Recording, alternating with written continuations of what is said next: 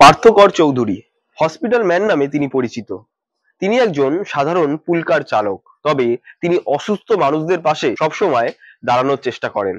এবং জানিয়ে রাখবো, তিনি কিন্তু বিভিন্ন হাসপাতালে যারা অসুস্থ রোগী এবং তার পরিবারের লোকজন রয়েছে তাদের কিন্তু খাবার বিতরণ করেন। তিনি একসময় হাসপাতালে ভর্তি হয়েছিল নিজের শারীরিক অসুস্থতার কারণে, এবং সেখানে গিয়েই তিনি মানুষ কতটা অসুবিধায় রয়েছে সেটা কিন্তু বুঝতে পারেন, এবং তারপর থেকেই তার এই উদ্যোগ তিনি শুরু করেছেন।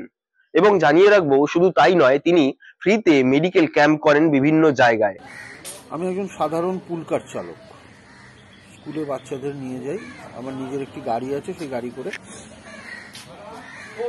এটা করতে করতেই দীর্ঘ 7.5 বছর ধরে আমি বিভিন্ন সরকারি হাসপাতালে রোগী এবং রোগীর আত্মীয়দের খাবার দিই। সেই কোভিড পিরিয়ড থেকে শুরু হয়েছিল, এখন সেই পরিষেবাটা চলছে।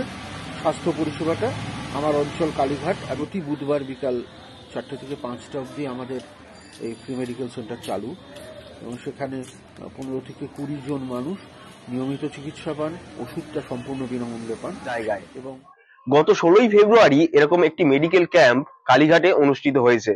তিনি সবসময় চান যাতে অসুস্থ মানুষ এবং তাদের পরিবারের পাশে দাঁড়ানো যায়। আজকাল .in এর জন্য অভিষেক সিংহ।